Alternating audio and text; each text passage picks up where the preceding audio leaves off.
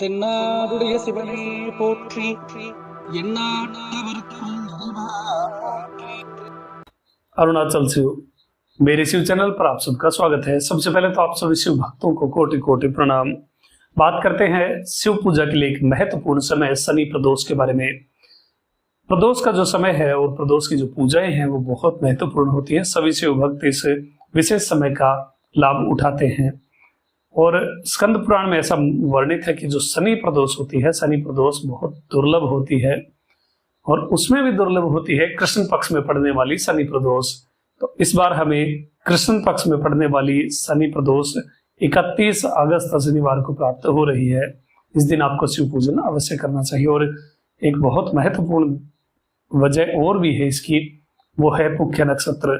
पुख्य नक्षत्र इस दिन 7:40 तक व्याप्त रहने वाला है संध्या काल में।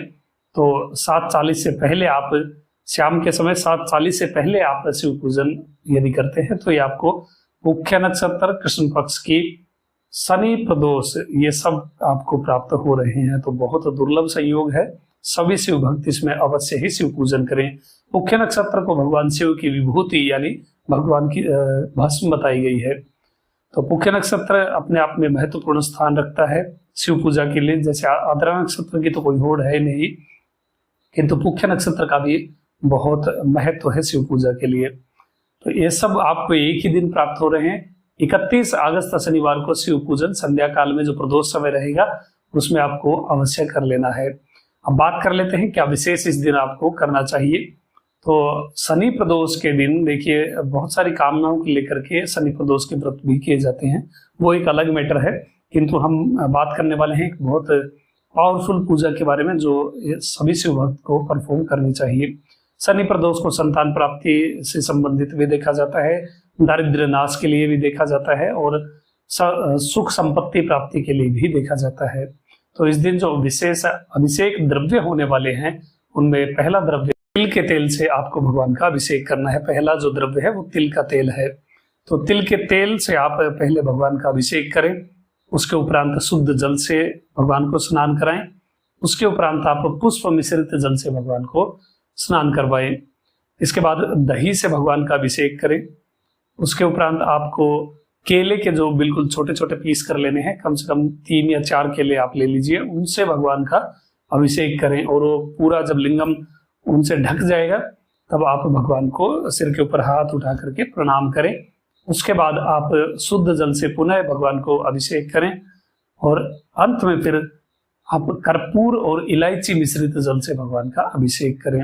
और सबसे अंतिम जो द्रव्य रहेगा वो है गंगा जल। गंगा जल से भगवान का आप अभिषेक करें। आप नमः सोनाद्रीनाथाय बोलते हुए भी अभिषेक कर सकते हैं, पंचाक्षर मंत्र को बोलते हुए भी अभिषेक कर सकते हैं यानी नमः शिवाय से, और अरुणाचल शिव बोलते हुए भी आप अभिषेक कर सकते हैं और साथ ही आप महालिंगम महालिंगम महालिंगम बोलते हुए भी भगवान का अभिषेक कर सकते हैं। ये कुछ विशेष भगवान के नाम है। या श्री ज्ञान संबंध नाथाय नमः ऐसा बोलते हुए भी आप भगवान का अभिषेक कर सकते हैं। ये कुछ विशेष बहुत पावरफुल नाम भगवान शिव के हैं जो आपके ऊपर अनुग्रह का कारण बनते हैं। तो इनमें से जो भी आपको अच्छा लगे उस नाम को उच्चारण करते हुए आप भगवान का अभिषेक करें। इसके बाद अभिषेक करने के उपरांत लिंग को अच्छी तरह से सूती वस्त्र से पोंछ दीजिए। भगवान के लिए एक अलग से वस्त्र आप ले लीजिए। जो घर पर शिव भक्त शिवलिंग की पूजा करते हैं या शिव भक्त जो शिवालय में जाकर के शिवलिंग पूजा करते हैं तो एक वस्त्र अपने साथ अवश्य रखें। सूती वस्त्र हमेशा साथ रखें ताकि अभिषेक के बाद आप भगवान का जो लिंगम है उसको अच्छी तरह से साफ कर दें। और ये वस्त्र आप पुनः अपने साथ घर पर भी ला सकते हैं। जब भी आपको पूजा करने जाना है तब अभिषेक के उपरांत इसे प्रयोग करें। और जब ज्यादा मैला हो जाए या तो धो लीजिए या फिर आप दूसरा वस्त्र प्रयोग कर सकते हैं। तो कुछ जो चीजें जो भी आप शिव पूजा में चीजें सामग्री प्रयोग करते हैं वो सभी आपकी अपनी होनी चाहिए। कोई भी ऐसे वस्तु मंदिर से उठा करके ना ले। मंदिर में आप दान अवश्य कर सकते हैं किंतु जो भी पूजा सामग्री हो वो आपकी खुद की स्वयं की हो, चाहे वो अभिषेक पात्र हो या फिर वस्त्र हो या फिर चढ़ाने के लिए जो भी सामग्री आपको मिले वो सब आपकी ही होनी चाहिए।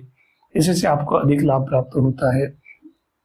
तो लिंगम को अच्छी तरह से पोंछने के उपरांत आप भस्म से एक सुंदर त्रिपुंड भगवान के लिंगम पर बनाएं और पुनः लिंगम जब बन जाए उसके बाद पुनः हाथ जोड़ करके सिर के ऊपर भगवान को प्रणाम करें। भस्म का त्रिपुंड बनाने के उपरांत फिर आप भगवान को ऊपर हाथ जोड़ करके प्रणाम करें। उसके उपरांत आपको 21 दीपक 21 दीपम आपको तिल के तेल के शिवलिंग के चारों दिशाओं में प्रज्वलित करने हैं। शिवलिंग के बिल्कुल पास में मत लगाइए ताकि लिंगम को कोई भी क्षति ना पहुंचे। जो तप्त है, जो भी तपन है दीपक की, वो थोड़ी सी दूर होनी चाहिए। तो शिवलिंग के चारों दिशाओं में 21 दीपक आपको इस दिन प्रज्वलित करने चाहिए। और तिल के तेल के दीपक होंगे। बाती आप जो भी यूज करना चाहें, बहुत लोग कंफ्यूज करते हैं, खड़ी बाती लगाओ, लेटी हुई बाती लगाओ, जो भी बाती आपके पास हो वो आप लगाइए। और 21 दीप टोटल आपको तिल के तेल के प्रज्वलित करने हैं। इसके उपरांत आपको 21 बिल्व पत्र पर माया बीज ह्रीम, यहाँ स्क्रीन पर आपको दिख रहा होगा, ह्रीम अक्षर लिख करके, एक अक्षर जो है, आप जो बीच वाला पत्ता रहेगा उस पर ह्रीम लिख करके, चंदन से लिख सकते हैं आप और कुमकुम से भी लिख सकते हैं। ह्रीम लिख करके 21 बिल्व पत्र आपको भगवान के लिंगम के ऊपर अर्पित करने हैं। जो भगवान के जो भी आपको मुख्य जो नामावली है उसमें से आप 21 नाम ले सकते हैं, या फिर केवल अरुणाचल शिव बोलते हुए। अरुणाचल शिव बहुत पावरफुल नाम है। इसकी अरुणाचल शिव नाम की महिमा के बारे में ही बहुत जल्द इस चैनल पर वीडियो आएगा कि अरुणाचल शिव, केवल अरुणाचल शिव का क्या महत्व है, वो सब चीजें आपके समक्ष इस चैनल पर अवश्य आएंगी। तो अरुणाचल शिव बोलते हुए भी आप 21 बिल्व पत्र ह्रीम लिख करके शिवलिंग पर चढ़ा सकते हैं। इसके उपरांत आप भगवान को जो पुष्पार्चन है, मुख्य जो भगवान शिव के प्रिय नाम है, जो भगवान शिव ने स्वयं अरुणाचल महात्म्य में गौतम ऋषि को बताए थे, वो नाम के बारे में पहले भी वीडियो आ चुकी है। आपको यहाँ आई बटन पर लिंक मिल जाएगा, वहां जाकर के आप वो देख सकते हैं। और जिन शिव भक्तों ने, मैंने उस वीडियो में भी बोला था कि आप ये जो प्रमुख नाम है भगवान के, ये हमेशा एक डायरी में नोट करके रखिए। हर एक शिव भक्त के पास डायरी पेन हमेशा होना चाहिए। कम से कम इस चैनल पर जो वीडियो आती है उन वीडियोस को देखते हुए आप बहुत सारी इंफॉर्मेशन ऐसी निकलती है जो आप सभी शिव भक्तों को नोट करनी चाहिए। तो हमेशा एक डायरी और पेन साथ में रखिए, और जो भी आपको इंपॉर्टेंट लगे या फिर मैं बोलूं कि इसको नोट करिए, तो फिर वो चीजें आप हमेशा नोट करके रखिए। तो बार बार आपको यूट्यूब पर जाने की आवश्यकता नहीं पड़ेगी, या फिर वीडियो कॉल करके देखने की आवश्यकता नहीं पड़ेगी। तो उन मुख्य जो भगवान शिव के नाम हैं उनको बोलते हुए पुष्पार्चन आपको भगवान का करना है। सुगंधित या तो कमल के पुष्प मिल जाए तो बहुत अच्छी बात है, और दुर्लभ है तो फिर आप थोड़े से भी आप 100-200 ग्राम गुलाब के पुष्प ले लीजिए, उनको पूरा तोड़ करके पत्ती पत्ती अलग निकाल लीजिए। उन पत्तियों से एक एक नाम बोलते हुए भगवान का अभिषेक करें, अर्चन करें। तो अपने आप में एक सच्चा शिव भक्त श्रद्धा युक्त होकर के जिस क्षेत्र में पुष्पार्चन भगवान का करता है, शिवलिंग का अर्चन पुष्पों के साथ करता है, पुष्प से शिवलिंग की पूजा करता है, उस क्षेत्र में कभी भी अकाल नहीं पड़ता है। ये भी एक नोट करने की बात है, आप कर सकते हैं। जहां कहीं भी भगवान शिव का अभिषेक एक सच्चा शिव भक्त श्रद्धा युक्त होकर के पुष्पार्चन करता है, फूलों से पूजा करता है, उस क्षेत्र में कभी अकाल नहीं पड़ सकता। तो इस प्रकार से आप भक्ति युक्त होकर के और अपने क्षेत्र का उद्धार करते हुए एक सच्चे शिव भक्त बनते हुए आप भगवान का पुष्पार्चन करें।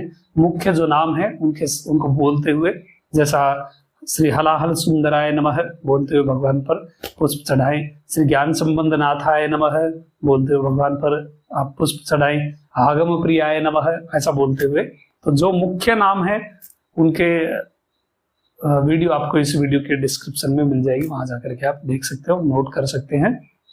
उनको बोलते हुए पुष्पार्चन करें। फिर एक जो आनंद की अनुभूति होगी वो मुझे आप सभी शिव भक्त शेयर करिए, कमेंट में जाकर के आप बता सकते हैं। दूसरी एक बात, एक बहुत चीज मैंने नोटिस की, बहुत सारे शिव भक्त वीडियो देखते हैं किंतु ना तो वीडियो लाइक होता है ना वीडियो शेयर होता है। ये आपका कर्तव्य है कि आप दूसरे शिव भक्तों तक भी इन वीडियोस को पहुंचाएं, ताकि आपकी वजह से कोई एक लिंगार्चन का अधिकारी और लिंगार्चन के पुण्य का अधिकारी बन सके। लिंगार्चन इस ब्रह्मांड की सबसे बड़ी पूजा है, क्योंकि हर एक देवी देवता शिवलिंग पूजा ही करते हैं।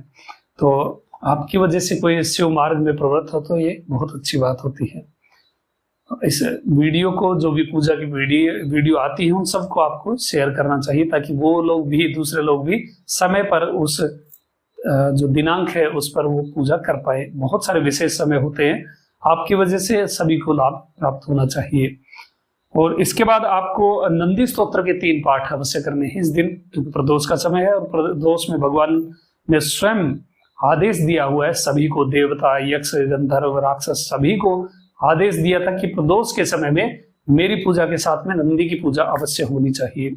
शिलाद पुत्र नंदी, जिनके स्मरण मात्र से ही सब कुछ संभव हो जाता है, जो शिव ज्ञान देने में प्रवृत्त है, जो बहुत सारे शैव संप्रदायों के जो संस्थापक हैं, ऐसे नंदी जी महाराज। नंदी भी 3 प्रकार के हैं, जो शिव भक्ति चैनल से जुड़े हैं वो जानते हैं कौन कौन से 3 नंदी हैं। तो उनमें जो अधिकार नंदी या फिर शिलाद पुत्र नंदी हैं, उनका जो स्तोत्रम है उसके 3 पाठ आपको करने हैं। उस स्तोत्र का जो वीडियो है वो भी बहुत पहले इस चैनल पर आ चुका है, और उसका ऑडियो भी इस वीडियो के बाद तुरंत आ जाएगा, आप वहां जाकर के सुन सकते हैं, ताकि आपको उच्चारण वगैरह में प्रॉब्लम ना हो। तो 3 पाठ आपको इस दिन नंदी जी के स्तोत्र के करने हैं। तो नंदी जी को दुर्वा अर्पित करनी है, अच्छी सुंदर सी दुर्वा आप दिन में ही काट के रख लीजिए।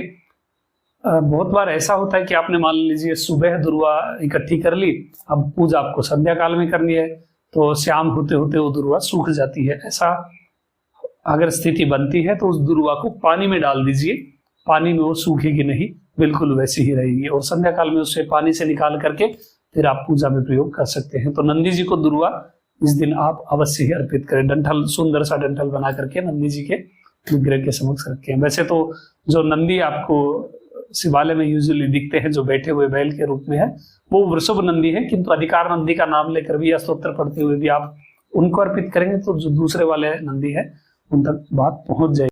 नैवेद्य की बात करें तो इस दिन आपको नैवेद्य में भगवान के लिए खीर और मालपुए दोनों ही बनाने हैं, या फिर दोनों में से जो एक, यदि आपके पास ऐसी परिस्थिति है कि एक ही बना पाए तो या तो खीर बना लीजिए या फिर मालपुआ बना लीजिए, और प्रायोरिटी में रखें तो इस दिन आपको खीर बनानी चाहिए, और इस खीर का नैवेद्य भगवान के लिए आप अर्पण करें। इसके बाद 1 माला आपको नमः शिवाय पंचाक्षर की जपनी है, लिंगम के समक्ष बैठ करके ही नमः शिवाय बिल्कुल हृदय में बिना होठ हिलाए हुए मंत्र जाप किस प्रकार से किया जाता है उसके बारे में भी इससे पहले वाली वीडियो आई थी, वहां जाकर के आप देख सकते हैं। इस वीडियो के डिस्क्रिप्शन में भी लिंक मिल जाएगा, किस प्रकार से जप करना चाहिए, किधर मुंह करके जप करना चाहिए और कौन सी माला, वो सब चीजें वहां पर बताई हुई हैं। तो आप पंचाक्षरी का 1 माला जाप अवश्य ही करें। वहां बैठ करके जब आपकी पूजा हो जाए, पंचाक्षर का जाप समाप्त हो जाए, उसके बाद अरुणाचल शिव का थोड़ी देर कीर्तन करें, थोड़ा लय में गाएं भगवान के लिए। जो आपके वचन माला है, वो आपके वचन पुष्प जो है उनसे भगवान की सेवा करें। अरुणाचल शिव का कीर्तन करें थोड़ी देर, और उसके बाद जब आपके कीर्तन पूर्ण हो जाए तब आप उठ करके भगवान को दंडवत या साष्टांग प्रणाम करें, और लिंगम की 3 प्रदक्षिणा अरुणाचल शिव बोलते हुए 3 आदि प्रदक्षिणाएं भगवान को आप करें, और बाद में हाथ उठा करके सिर के ऊपर और नमः पार्वती पतये हर हर महादेव, जो भी आप उद्घोष करते हैं भगवान के लिए प्रेम से, वो आप करें। तो ये थी पूजा की प्रोसेस, इस दिन आपको अवश्य करनी चाहिए। और जो शिव भक्त इन कथाओं को, इन पूजाओं की विधियों को नहीं जानते हैं, तो आपकी ड्यूटी है, आपका कर्तव्य है कि उन तक ये पहुंचाए। जो भी आपके पास व्हाट्सएप ग्रुप हैं या फिर फेसबुक ग्रुप हैं, उन पर इस वीडियो का लिंक आप सभी शिव भक्त शेयर करें, ताकि 31 अगस्त आने पर सभी शिव भक्त जो आपके नोन में है, जो आपके परिचय में है, आपकी जानकारी में है, सभी इस पूजा को परफॉर्म कर पाए और भगवान शिव के सानिध्य का लाभ उठा पाए। शिव शरणागति सर्वोपरि शरणागति है। तो पूर्ण शिव में होकर के, और एक महत्वपूर्ण चीज, सभी शिव भक्त भस्म और रुद्राक्ष अवश्य ही धारण करें। बिना भस्म रुद्राक्ष धारण किए कोई भी शिव भक्त पूजा ना करे। जो मानसिक करते हैं, ऐसी परिस्थिति में है कि कोई ट्रैवलिंग कर रहे हैं या फिर कहीं है ऐसी जगह पर, तो मानसिक कर रहे हैं तो कोई दूसरी बात है, किंतु आप शिवलिंग की पूजा करने जब बैठते हैं तो रुद्राक्ष और भस्म अवश्य ही होनी चाहिए। ये हमारे स्वामी के चिन्ह है, उनका आभूषण है। एक गर्व के साथ हमें इनको धारण करना चाहिए। बहुत सारे शिव भक्त, क्या है, नॉर्थ इंडिया में जो चंदन का प्रचलन है या फिर कुमकुम का तिलक निकाल लिया, भस्म कोई लगाता ही नहीं है, आप पहले होंगे तो लोग क्या सोचेंगे, ऐसी भावनाएं बहुत आती है, शर्म भी बहुत आती होगी, लज्जा महसूस होती होगी। किंतु ये हमारे स्वामी का चिन्ह है और हमारे स्वामी सर्वव्यापक हैं। एक चीज हमेशा सोचिए कि जो दूसरे चिन्ह धारण करते हैं उनके जो आराध्य हैं, उनके आराध्य भी सदैव शिवलिंग पूजा ही करते हैं। और ऑलमोस्ट हर एक जो भी कोई वर्णित है, जो भी देवी देवता हैं, वो स्वयं भस्म धारण करके ही शिवलिंग पूजा करते हैं। तो हर एक शिव भक्त को भस्म और रुद्राक्ष धारण करके ही शिव पूजा करनी चाहिए। एक गर्व के साथ अपने स्वामी के चिन्हों को धारण करिए और शिवमय होकर के रहिए। एक शिवमय जो भक्त होता है वो साक्षात शिव स्वरूप होता है। पूर्ण शिवमय होकर के इस विशेष दिन का आनंद उठाइए और भगवान की पूजा करिए। अभी तक के लिए इतना ही। आपका दिन शुभ हो। महादेव कृपा करें। अरुणाचल से हो।